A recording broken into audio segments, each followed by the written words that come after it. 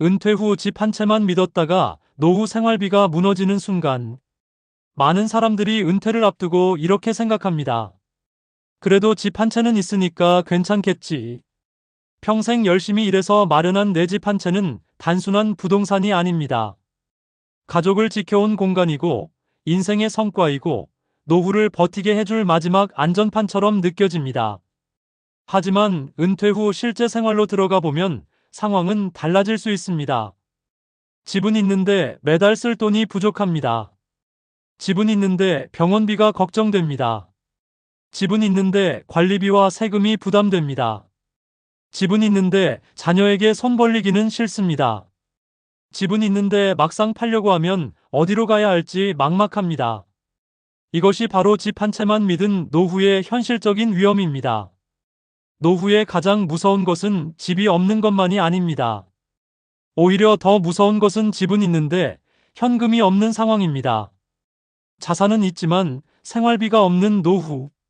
부동산은 있지만 매달 들어오는 돈이 부족한 노후. 겉으로는 중산층처럼 보이지만 속으로는 매달 돈 걱정을 하는 노후. 이런 노후가 생각보다 많은 사람들에게 찾아옵니다. 은퇴 후 가장 중요한 것은 집값이 아니라 현금 흐름입니다. 현역 시절에는 월급이 있었습니다. 월급이 들어오면 카드값을 내고 관리비를 내고 보험료를 내고 식비와 병원비를 감당했습니다. 하지만 은퇴를 하면 월급이 끊깁니다. 퇴직금은 한 번 들어오고 끝납니다. 국민연금은 들어오지만 생활비 전체를 감당하기에는 부족할 수 있습니다. 그런데 지출은 쉽게 줄지 않습니다. 먹고 살아야 하고 관리비를 내야 하고 통신비와 보험료를 내야 하고 병원에도 가야 합니다. 경조사비, 명절 비용, 손주 용돈, 약값, 집수리비도 계속 필요합니다. 은퇴했다고 해서 생활비가 갑자기 사라지는 것은 아닙니다. 처음에는 퇴직금이 있어서 괜찮아 보입니다. 하지만 몇 년이 지나면 통장 잔고가 눈에 띄게 줄어듭니다. 그때서야 깨닫게 됩니다. 집값은 숫자이고 생활비는 현실이라는 사실을 말입니다. 내 집이 5억이든 8억이든 10억이든 오늘 병원비를 내야 하고 이번 달 관리비를 내야 한다면 결국 중요한 것은 통장에 있는 돈입니다. 그래서 은퇴 후 진짜 질문은 이것입니다. 내가 집이 있느냐가 아니라 매달 안정적으로 살아갈 돈의 흐름이 있느냐입니다. 예전에는 집 한 채가 노후 안전판이었습니다. 집값이 계속 오르던 시절에는 집을 사두면 시간이 지나면서 자산이 불어났습니다. 나중에 팔면 되고 전세를 놓으면 되고 자녀에게 물려주면 된다고 생각했습니다. 하지만 지금의 노후 환경은 예전과 다릅니다. 수명이 길어졌고 의료비와 간병비 부담은 커졌습니다. 자녀 세대도 주택 대출과 교육비, 생활비, 고용 불안에 시달리고 있습니다. 부모의 노후를 온전히 책임지기 어려운 시대입니다. 또 집을 팔기도 쉽지 않습니다. 말로는 정 안 되면 집 팔면 된다고 하지만 실제로는 어디로 이사할지, 비용은 얼마나 들지, 익숙한 동네를 떠날 수 있을지 고민이 큽니다. 부동산 시장이 좋지 않으면 원하는 가격에 팔리지 않을 수도 있습니다. 그래서 이제는 집이 있느냐가 아니라 그 집이 매달 생활비를 만들어주느냐를 물어야 합니다. 은퇴 후 생활비가 무너지는 첫 번째 순간은 퇴직금이 생각보다 빨리 사라질 때입니다. 은퇴 직후에는 퇴직금이 들어와서 마음이 든든합니다. 그동안 고생했다는 마음에 여행도 가고 집수리도 하고 오래된 가전제품도 바꾸고 자녀 결혼이나 독립을 도와주기도 합니다. 하지만 퇴직금은 월급이 아닙니다. 한 번 들어오고 끝나는 돈입니다. 생활비로 쓰기 시작하면 생각보다 빨리 줄어듭니다.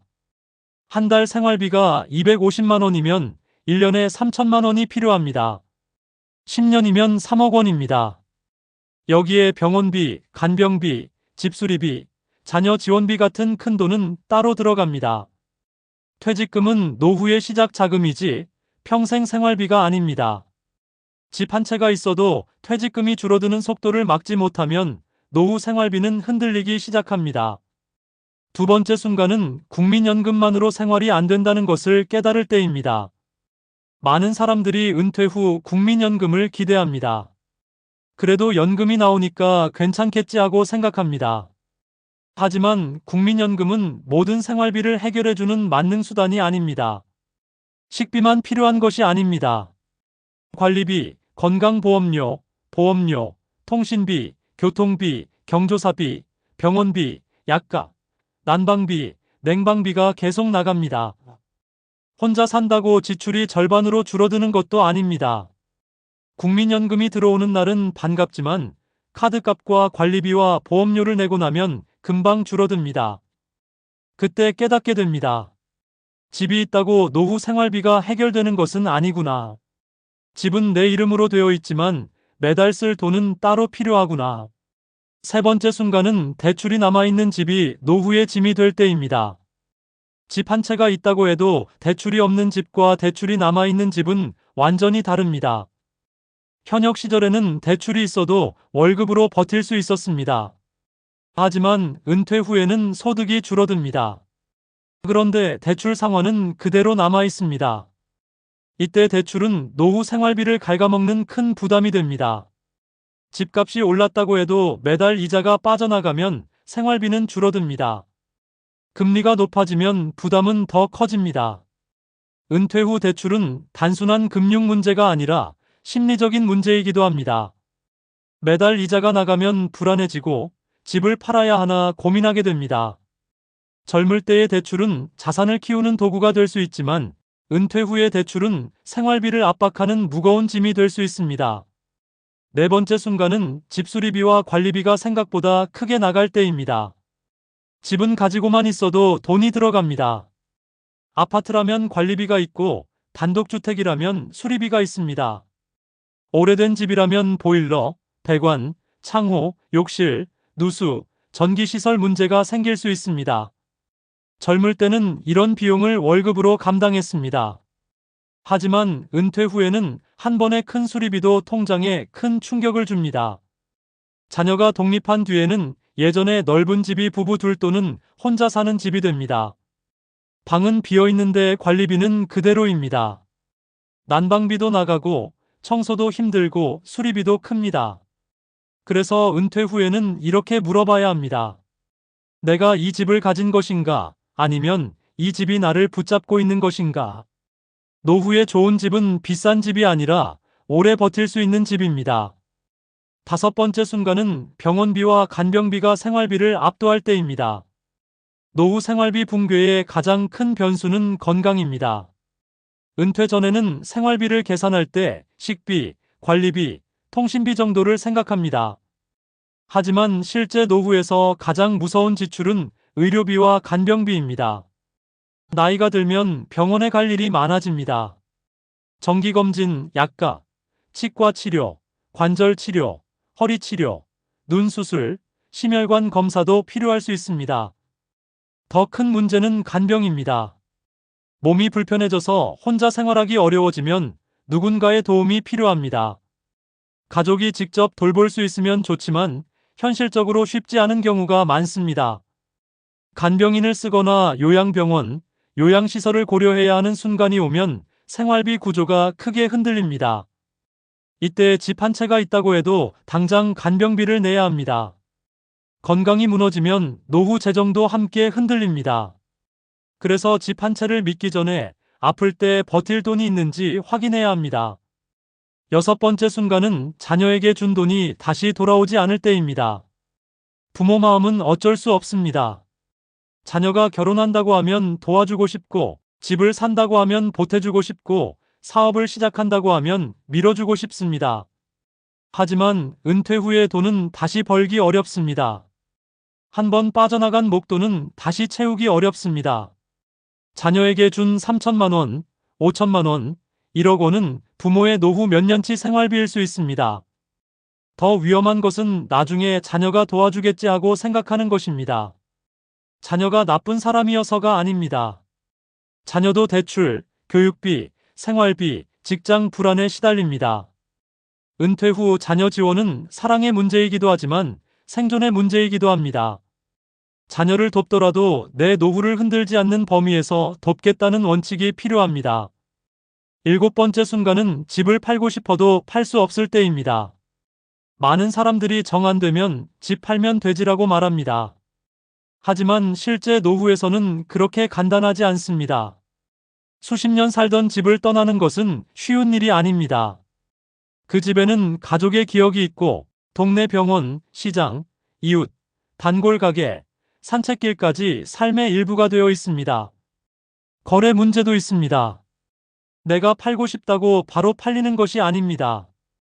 부동산 시장이 침체되어 있으면 매수자가 없을 수 있고 원하는 가격에 팔리지 않을 수도 있습니다. 작은 집으로 줄여간다고 해도 이사비, 중개수수료, 세금, 수리비가 들어가면 생각보다 남는 돈이 적을 수 있습니다. 그래서 집을 팔아 생활비를 마련한다는 계획은 반드시 미리 검토해야 합니다. 집은 자산이지만 현금처럼 바로 쓸 수 있는 자산은 아닙니다.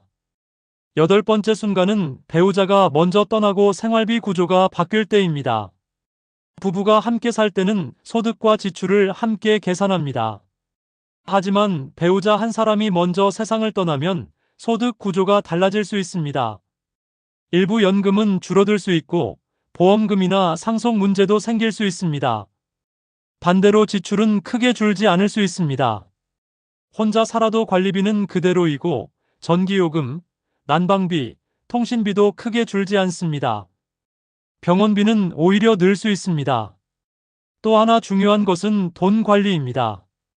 부부 중 한 사람이 모든 재정 관리를 해왔다면 남은 배우자는 큰 혼란을 겪을 수 있습니다.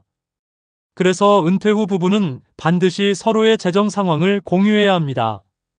통장, 보험, 대출, 연금, 세금, 부동산 정보를 한 사람이 독점해서는 안 됩니다. 9번째 순간은 세금과 건강보험료가 예상보다 부담될 때입니다. 은퇴하면 소득이 줄어드니 부담도 줄어들 것이라고 생각하기 쉽습니다. 하지만 집을 보유하고 있으면 재산세가 나옵니다.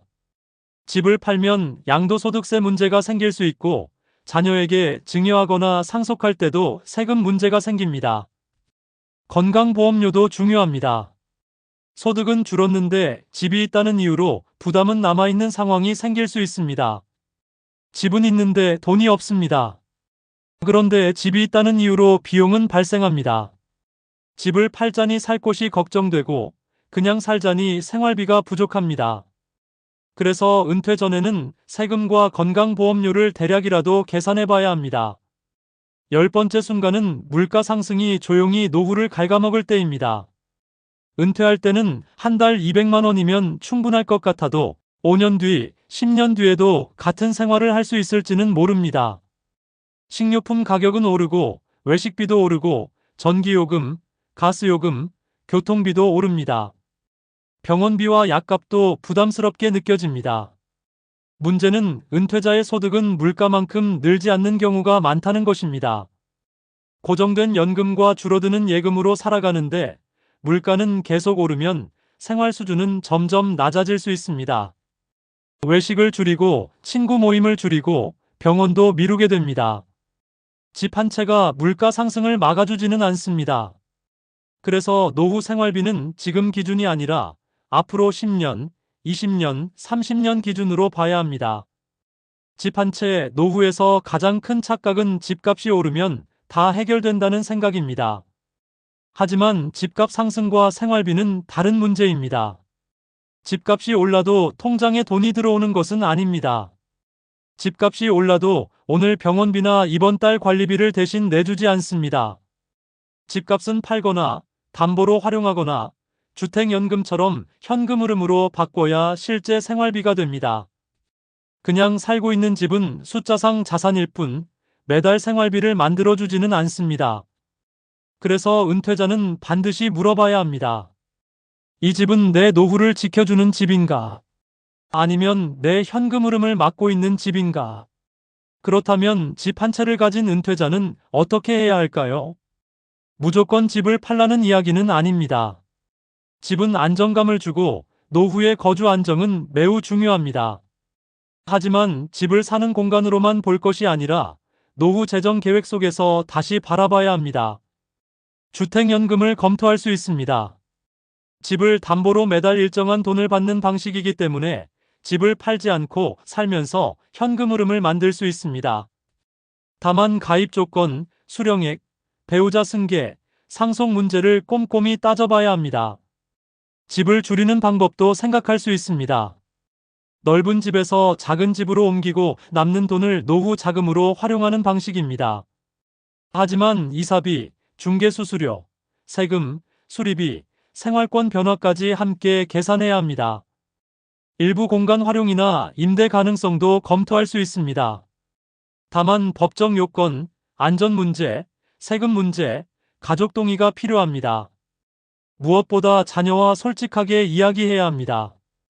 이 집을 물려줄 것인지, 생활비로 활용할 것인지, 주택연금을 쓸 것인지 미리 말해야 합니다.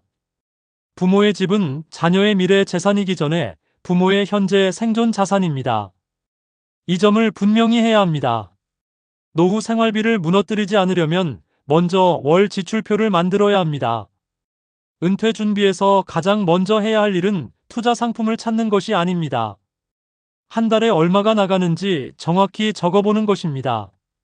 식비, 관리비, 통신비, 보험료, 병원비, 약값, 자동차 유지비, 경조사비, 여행비, 취미 비용, 자녀 지원비를 모두 적어봐야 합니다. 노후 생활비는 감으로 계산하면 안 됩니다. 숫자로 봐야 합니다. 월 지출표를 만들면 반드시 필요한 돈, 줄일 수 있는 돈, 앞으로 늘어날 돈이 보입니다. 특히 관리비, 보험료, 통신비, 자동차 유지비, 대출이자처럼 매달 자동으로 빠져나가는 고정비를 줄이는 것이 중요합니다. 집 한 채를 믿기 전에 먼저 해야 할 일은 집값 확인이 아니라 월 지출 확인입니다. 은퇴 전 반드시 점검해야 할 질문도 있습니다. 내 집은 돈을 벌어주는 집인지, 돈을 쓰게 하는 집인지 확인해야 합니다. 대출이 남아있는지 봐야 합니다. 퇴직금이 몇 년을 버틸 수 있는지 계산해야 합니다. 국민연금과 기타 연금으로 기본 생활비가 가능한지 확인해야 합니다. 의료비와 간병비 준비가 되어 있는지 점검해야 합니다. 집을 팔아야 한다면 어디로 갈 수 있는지 생각해야 합니다. 자녀와 상속 문제를 이야기했는지도 돌아봐야 합니다. 이 질문에 답하지 못하면 집 한 채 노후는 위험해질 수 있습니다. 노후의 위험한 집과 안전한 집은 다릅니다. 위험한 집은 대출이 많고 관리비가 높고 집이 너무 크고 수리비가 자주 들고 병원과 교통이 불편한 집입니다. 팔려고 해도 거래가 잘 안 되고 자녀와 상속 갈등 가능성이 큰 집도 위험합니다. 반대로 안전한 집은 대출 부담이 적고 관리비가 감당 가능하고 병원과 약국이 가깝고 대중교통 이용이 편한 집입니다. 집 구조가 고령자에게 안전하고 필요할 때 현금화 가능성이 있는 집도 좋습니다. 은퇴 후 좋은 집은 비싼 집이 아닙니다. 오래 버틸 수 있는 집입니다. 특히 나는 집이 있으니 괜찮다고 생각하는 분들은 더 조심해야 합니다.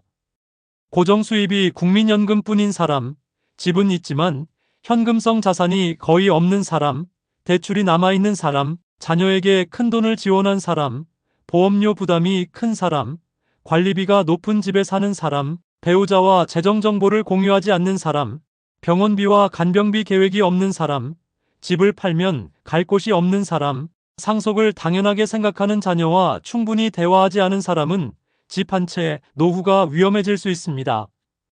노후 생활비를 지키는 핵심은 집값이 아니라 돈의 흐름입니다. 매달 얼마가 들어오고 얼마가 나가고 갑자기 아플 때 얼마를 쓸 수 있고 배우자가 먼저 떠났을 때 남은 사람이 얼마로 살 수 있는지 봐야 합니다. 노후 재정은 자산 총액 게임이 아닙니다. 노후 재정은 현금 흐름 게임입니다. 내 집은 노후의 전부가 아니라 노후 계획의 한 부분일 뿐입니다. 집을 지키는 것보다 내 생활을 지키는 것이 먼저입니다. 상속보다 생존이 먼저입니다. 자산보다 현금 흐름이 먼저입니다. 이 관점이 바뀌어야 노후가 무너지지 않습니다. 은퇴 후에는 큰 돈보다 끊기지 않는 돈이 더 중요합니다. 젊을 때는 큰 돈을 버는 것이 중요했습니다. 하지만 노후에는 매달 들어오는 돈, 감당 가능한 지출, 갑작스러운 위기에도 버틸 수 있는 비상금이 더 중요합니다. 기본 생활비는 연금으로 충당하고 비정기 지출은 비상금으로 대비하고 의료비와 간병비는 보험과 별도 자금으로 준비해야 합니다. 집은 거주 안정과 필요할 때 활용할 수 있는 자산으로 봐야 합니다. 자녀 지원은 노후 생활을 해치지 않는 범위에서만 해야 합니다. 이 구조가 있어야 노후가 흔들리지 않습니다. 결국 노후의 핵심은 집을 지키는 것이 아니라 나를 지키는 것입니다. 평생 고생해서 마련한 집이기에 지키고 싶은 마음은 당연합니다. 자녀에게 물려주고 싶은 마음도 이해됩니다. 하지만 집보다 사람이 먼저입니다. 상속보다 생활이 먼저입니다. 체면보다 건강이 먼저입니다. 부동산보다 현금 흐름이 먼저입니다. 병원비가 없어 치료를 미루는데 집을 지키는 것이 무슨 의미가 있을까요? 생활비가 부족해 매일 불안한데 상속을 위해 집을 묶어두는 것이 맞을까요? 노후의 집은 자존심이 아니라 도구여야 합니다. 필요하면 활용해야 하고, 필요하면 줄여야 하고, 필요하면 현금 흐름으로 바꿔야 합니다. 집을 지키는 것이 목적이 아니라 내 노후를 지키는 것이 목적입니다. 은퇴 후 집 한 채가 있다는 것은 분명 큰 장점입니다. 하지만 그것만으로 노후가 완성되지는 않습니다. 집은 거주 안정의 기반이지만 생활비를 대신해주지는 않습니다. 집은 자산이지만 매달 현금이 되어주지는 않습니다. 집은 마음의 위안이지만 병원비와 간병비를 자동으로 해결해주지는 않습니다. 은퇴 후 진짜 중요한 질문은 내가 집이 있는가가 아닙니다. 나는 매달 안정적으로 살아갈 돈의 흐름이 있는가? 갑자기 아파도 버틸 수 있는가? 배우자가 먼저 떠나도 남은 사람이 생활할 수 있는가? 집을 꼭 지켜야 하는 이유와 활용해야 하는 이유를 구분하고 있는가? 상속보다 내 노후 생활을 먼저 생각하고 있는가? 이 질문에 답할 수 있어야 합니다. 집 한 채만 믿고 은퇴하면 어느 순간 생활비가 무너질 수 있습니다. 하지만 집 한 채를 현명하게 활용하면 노후를 지키는 든든한 자산이 될 수 있습니다. 은퇴 후 가장 중요한 것은 비싼 집에 사는 것이 아닙니다. 불안하지 않게 사는 것입니다. 불안하지 않은 노후는 집 한 채가 아니라 계획된 생활비, 안정적인 현금 흐름, 의료비와 간병비 대비 가족과의 솔직한 대화에서 시작됩니다. 내 집은 소중합니다. 하지만 내 삶은 더 소중합니다. 집 한 채를 지키느라 노후를 잃지 말아야 합니다. 이제는 집을 중심으로 노후를 생각할 것이 아니라 내 생활을 중심으로 집을 다시 바라봐야 할 때입니다. 이 내용이 도움이 되셨다면 좋아요와 구독 눌러주세요. 좋아요와 구독은 다음 콘텐츠를 만드는 데 많은 도움이 됩니다. 50대 이후 돈, 건강, 일, 디지털, 가족, 법률 문제 등을 다루는 실전형 시니어 생활 도우미 굿뉴스 GNTV였습니다. 감사합니다.